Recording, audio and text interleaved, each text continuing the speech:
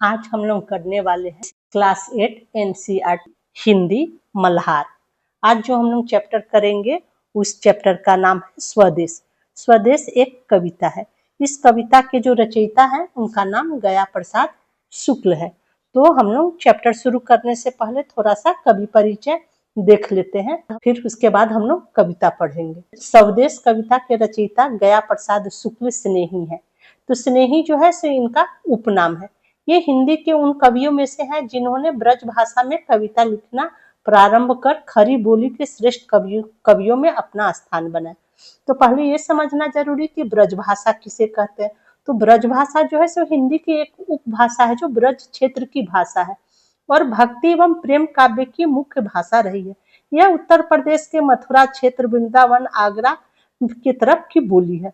इसके जो पहले ब्रज भाषा के जो मतलब कवि जो हुआ करते थे वो सूरदास, रसखान, घनानंद इसी भाषा में काव्य की रचना की। तो गया प्रसाद शुक्ल स्नेही जो है सो वो भी पहले जो कविता लिखा करते थे वो ब्रज भाषा में लिखना शुरू किए। उसके बाद वो खरी बोली में भी कविता लिखना शुरू किए। उसके बाद उसमें भी वो अपना श्रेष्ठ कवियों में अपना स्थान बनाए। तब समझना ये जरूरी है कि खड़ी बोली किसे कहते हैं। तो खड़ी बोली भी हिंदी की उपभाषा है। इसकी ध्वनियां और बोलने का सीधा सपाट और स्पष्ट है। इसमें कोई विशेष लयात्मकता या टेढ़ापन नहीं है। भारतेंदु हरिश्चंद्र, प्रेमचंद, महावीर प्रसाद द्विवेदी खड़ी बोली की साहित्यिक रूप देकर हिंदी की मुख्य भाषा बना दिया। तो ये जो गया प्रसाद स्नेही है पहले खड़ी ब्रज भाषा में लिखा करते थे, फिर खड़ी बोली में इन्होंने लिखना शुरू किया। उनका जन्म उत्तर प्रदेश के उन्नाव जनपद में हुआ मतलब 1883 ईस्वी में हुआ। उन्होंने स्वयं कहा, सरकारी नौकरी के कारण स्नेही के अतिरिक्त मुझे दूसरा उपनाम त्रिशूल रखना पड़ा। फिर अपना नाम इन्होंने त्रिशूल रखा उपनाम, और स्नेही जो है ये भी उनका उपनाम ही है। राष्ट्र प्रेम की कविताओं के साथ साथ उन्होंने किसान, मजदूर, सामाजिक कुरीतियों आदि विषयों पर प्रभावकारी कविताएं लिखी है। त्रिशूल तरंग, राष्ट्रीय मंत्र, कृषक क्रंदन इनकी उल्लेखनीय रचनाओं में से एक है। तब हम लोग शुरू करते हैं कविता को पढ़ना। कविता पढ़ेंगे, एक एक पैराग्राफ पढ़ेंगे, फिर उस पैराग्राफ में जो शब्द होगा उसका अर्थ भी आपको समझाते जाएंगे और कविता को अच्छी तरह से हम लोग समझते हैं। तो शुरू करते हैं हम लोग कविता को पढ़ना। स्वदेश। वह हृदय नहीं है, पत्थर है, जिसमें स्वदेश का प्यार नहीं। हृदय का मतलब क्या होता है? दिल। इस पंक्ति में कवि देशभक्ति की भावना को बताते हैं कि बोलते हैं क्या, जिसके हृदय में अपने देश के लिए प्रेम नहीं है वह दिल पत्थर के समान है। उसमें दिल का मतलब क्या है? उसमें संवेदना होती है। पत्थर जो होता है उसमें ना कोई संवेदना होता है ना कुछ होता है, उसे दुख तकलीफ समझ में नहीं आता है। तो कवि जो है सो बोल रहे हैं, देशभक्ति की भावना को बताते हुए कहते हैं कि वह मनुष्य जिसके देश के लिए अपने हृदय में प्रेम नहीं है, उसका दिल जो है सो पत्थर के समान है। जो जीवित जोश जगा न सका, उस जीवन में कुछ सार नहीं। अब इसमें क्या कहते हैं? अपने जीवन में कोई अपने जीवन में स्वदेश के लिए जोश नहीं जगा सका तो उसका जीवन व्यर्थ है, अर्थात जीने का कोई अर्थ नहीं है। अब हम लोग दूसरा पैराग्राफ देखते हैं। जो चल न सका संसार संग, उसका होता संसार नहीं। इसमें कवि जो है सो कह रहे हैं जो जुड़ न सका मतलब, और संसार संग मतलब देश के साथ। तो इसमें जो कवि है, कवि क्या कहते हैं? व्यक्ति अपने देश के साथ अगर नहीं जुड़ता है तो उसका कोई सामाजिक मूल्य नहीं होता। जिसने साहस को छोड़ दिया वह पहुंच सकेगा पार नहीं। और इसमें क्या कवि कहते हैं? जो व्यक्ति साहस को त्याग देता है वह कभी जीवन में अपने लक्ष्य को प्राप्त नहीं कर सकता। अतः देश सेवा के लिए साहस और समर्पण होना जरूरी है। अब तीसरा पैराग्राफ क्या है हम लोग देखते हैं। जिससे न जाति उद्धार हुआ, होगा उसका उद्धार नहीं। अब इसमें जो कवि जो है क्या बोलते हैं? जाति उद्धार का मतलब क्या होता है? समाज का उत्थान, मतलब समाज का विकास। तो इसमें जो है कवि क्या कहते हैं? जो व्यक्ति अपने समाज या जाति का उद्धार नहीं कर सका, मतलब उसके लिए कुछ काम नहीं कर सका, वह स्वयं कभी भी उन्नति नहीं कर सकता, मतलब कभी भी उसका विकास नहीं हो सकता है। जो भरा नहीं है भावों से, बहती जिसमें रसधार नहीं। और इसमें क्या कवि कहते हैं? जो हृदय भावनाओं से रहित है, मतलब जिस हृदय के अंदर भावना नहीं है, उसमें संवेदना नहीं बहती, वह निष्ठुर है। और देशभक्ति जैसी कोमल भावना उसमें नहीं हो सकती। वह हृदय नहीं है, पत्थर है जिसमें स्वदेश का प्यार नहीं। मतलब कवि क्या कहते हैं, वह हृदय जो है सो पत्थर के समान है जिसमें स्वदेश के प्रति प्रेम नहीं है। अब हम लोग देखेंगे चौथा पैराग्राफ में क्या है। जिसकी मिट्टी में उगे बढ़े, पाया जिसमें दाना पानी। यहाँ दाना पानी जो है, दाना पानी का क्या मतलब होता है, भोजन और पानी। कवि अपनी मातृभूमि का वर्णन करते हुए कहते हैं कि जिस मिट्टी में हम जन्मे हैं, पले हैं, बढ़े हैं और जिससे हमें अन्न जल पाया है, माता बंधु जिसमें हम हैं, जिसके राजा रानी। और क्या कहते हैं, जिस मिट्टी पे हमें जल दिया, अन्न दिया, जहाँ हमारे माता पिता और परिवार रहते हैं, वही हमारा सच्चा देश है। उस देश की संस्कृति भी हमारी अपनी है और हम उस देश के राजा रानी हैं। मतलब कहने का क्या अर्थ है, हम सबका इस पर, हमारे देश पर हम सबका समान अधिकार है। अब पांचवा पैराग्राफ क्या है। जिसने की खजाने खोले हैं, नवरत्न दिए हैं लासानी। तो यहाँ लासानी का मतलब क्या होता है, अनुपम, जिसका कोई तुलना नहीं हो, जिसका कोई बराबरी न हो। कवि क्या कह रहे हैं, कवि कहते हैं कि हमारा देश ऐसा है जिसमें दुनिया का महान खजाना है। मतलब खजाना क्या मतलब, यहाँ संस्कृति, कला, ज्ञान सब कुछ भरा हुआ है। जिस पर ज्ञानी भी मरते हैं, जिस पर है दुनिया दीवानी। और क्या बोलते हैं, इसकी महानता ऐसी है कि दुनिया के ज्ञानी तक इसकी प्रशंसा करते हैं और विश्व भर में हमारे देश की पहचान है। छठा पैराग्राफ क्या है। उस पर है नहीं पसीजा जो, क्या है वह भू का भार नहीं। अब इसमें पसीजा का मतलब क्या होता है, पसीजा का मतलब जुड़ा हुआ भाव, मतलब अपने देश से, मतलब अपने देश के प्रति एक भावना, उसको पसीजा बोल रहे हैं। भू मतलब क्या होता है, पृथ्वी को बोलते हैं, धरती को बोलते हैं। कवि कहते हैं कि जो अपने देश से भावनात्मक रूप में जुड़ा नहीं है, उसके लिए उसका जीवन केवल पृथ्वी पर बोझ है।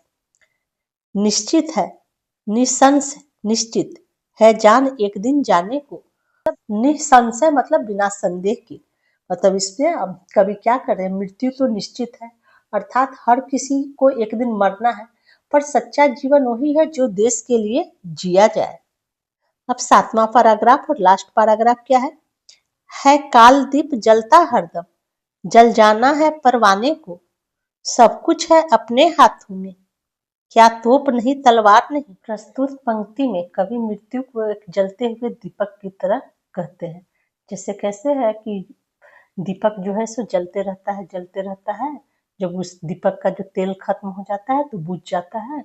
तो कवि जो है सो कहते हैं मनुष्य का जीवन भी एक तरह की जलते हुए दीपक के समान है, मतलब मृत्यु निश्चित है। और जो परवाने होते हैं, जो देशभक्त होते हैं, वो अपने प्राणों का न्यौछावर अपने देश के लिए कर देते हैं। वे निडर होकर उसमें कूद जाते हैं देश की रक्षा के लिए। हमारे पास विशेष साधन, शक्ति, साहस की भावना होती है। तोप और तलवार जो है सो कहने का क्या मतलब है, तोप तलवार जो है शक्ति और साहस का प्रतीक है। इसलिए हमें निडरता से स्वयं को देश के प्रति समर्पित करने से घबराना नहीं चाहिए। जो मनुष्य अपने हृदय में देश के प्रति प्रेम की भावना नहीं रखता, उसका जीवन व्यर्थ है। वह हृदय नहीं है, पत्थर है जिसमें स्वदेश का प्यार नहीं। और कवि क्या कहते हैं, जिसका हृदय जो है भावनाओं से नहीं है भरा हुआ है, उसका हृदय जो है सो पत्थर के समान है। इस कविता के लिखने वाले कवि का नाम क्या है, गया प्रसाद शुक्ल स्नेही है। स्नेही इनका उपनाम है। इस प्रकार ये कविता यहीं पर समाप्त होता है, लेकिन मैं संक्षेप में इस कविता का आप लोगों को सार समझाती हूँ, जिससे कि कविता को समझने में और आसानी होगी। ये कविता जो है सो मातृभूमि के प्रति समर्पण एवं देशभक्ति की भावना को बतलाता है। कवि कहते हैं क्या, वह हृदय जो है सो पत्थर के समान है जिसमें अपने देश के लिए प्रेम न हो। ऐसे जीवन का कोई मूल्य नहीं होता है जो देश के प्रति सजग न हो, जो देश की रक्षा के खातिर दुश्मनों से न लड़ सके, देश के हित हेतु कार्य करने का साहस न रखता हो, जो व्यक्ति संसार के साथ न चलता, अपने वर्तमान को नहीं अपनाता, वह पीछे रह जाता है, संसार भी उसे छोड़ देता है। जो अपने मार्ग पर आगे बढ़ते हुए अपने साहस को छोड़ देता है, अर्थात हिम्मत हार जाता है, वो अपनी मंजिल को नहीं प्राप्त कर सकता। जो व्यक्ति अपने समाज या जाति का उद्धार नहीं कर सकता हुआ कभी भी जीवन में उन्नति भी नहीं कर पाता। कवि मातृभूमि की महिमा बताते हुए कहते हैं कि जिस मिट्टी में हम जन्मे हैं, पले हैं, बढ़े हैं, जिस मिट्टी ने हमें अन्न जल दिया हो, जहाँ हमारे माता पिता रहते हैं, परिवार रहता है, हमारा देश जो है वही सच्चा देश है, जिसके प्रति हमें सदा कृतज्ञ होना चाहिए। हमें उस देश के राजा रानी है हम, अर्थात देश पर सभी का अधिकार है। हमारे देश भारत ने अपनी संस्कृति, कला एवं ज्ञान को पूरे विश्व में फैलाया है। सारी दुनिया के ज्ञानी भी हमारे देश की प्रशंसा करते हैं। जो व्यक्ति अपने देश से प्रेम भाव नहीं रखता, उसके लिए जीवन केवल धरती पर बोझ है। मृत्यु तो प्रत्येक की होनी है, पर सच्चा और अच्छा जीवन वही होता है, जीता है, जो देश के लिए जीता है। कवि ने मृत्यु को एक जलते हुए दीपक की भांति मानते हैं। वो कहते हैं कि जो परवाने देशभक्त होते हैं, निडर होकर अपना जीवन समर्पित कर देते हैं अपने देश के लिए। अंत में कवि यही कहना चाहते हैं कि देश की रक्षा के लिए तोप और तलवार, मतलब तोप और तलवार कहने का मतलब क्या है? शक्ति और साहस का प्रतीक है। सब भावना हमारे पास है। सच्चा इंसान केवल वही है जिसके हृदय में देश के लिए प्रेम की भावना है, और जिसके मन में देश के लिए प्रेम भाव न हो, उसका जीवन जो है, हृदय जो है, पत्थर के समान है। और हम लोग इस कविता का थोड़ा सा शब्द अर्थ भी आपको दिखा देते हैं, जिससे कविता को समझने में और आसानी होगी। ये हृदय का मतलब क्या होता है? दिल को हृदय बोलते हैं। सार का मतलब क्या होता है? महत्व। जोश का मतलब उत्साह बोलते हैं। चल न सका मतलब साथ दे, जुड़ न सका, साथ दे न सका। संसार संग मतलब अपने देश के साथ। साहस जो है सो बहादुरी को बोलते हैं। पार मतलब लक्ष्य या सफलता को बोलते हैं। जाति उद्धार का मतलब होता है समाज का उत्थान। भाव भावना को बोलते हैं। रसधार जो है सो संवेदना की धारा को बोलते हैं। दाना पानी मतलब खाना और भोजन और पानी को बोलते हैं। बंधु भाई बांधव को बोलते हैं। लाशानी तब जिसकी तुलना न की जा सके, अनुपम। ज्ञानी विद्वान को बोलते हैं। दीवानी आकर्षित होना मतलब मोहित होना। पसीजा का मतलब आकर्षित मतलब जुड़ा हुआ भाव, जिसका भाव जुड़ा हुआ हो। भू पृथ्वी को बोलते हैं। निसंशय का मतलब होता है बिना संदेह के। कालदीप जो है सो मृत्यु की ज्वाला को बोलते हैं। परवाना बलिदान देने वाले को बोलते हैं। तोप और तलवार जो है सो शक्ति और साहस का प्रतीक है। इस प्रकार ये कविता यहीं पर समाप्त होता है। इस कविता का प्रश्न अभ्यास मैं नेक्स्ट वीडियो में करवाऊंगी।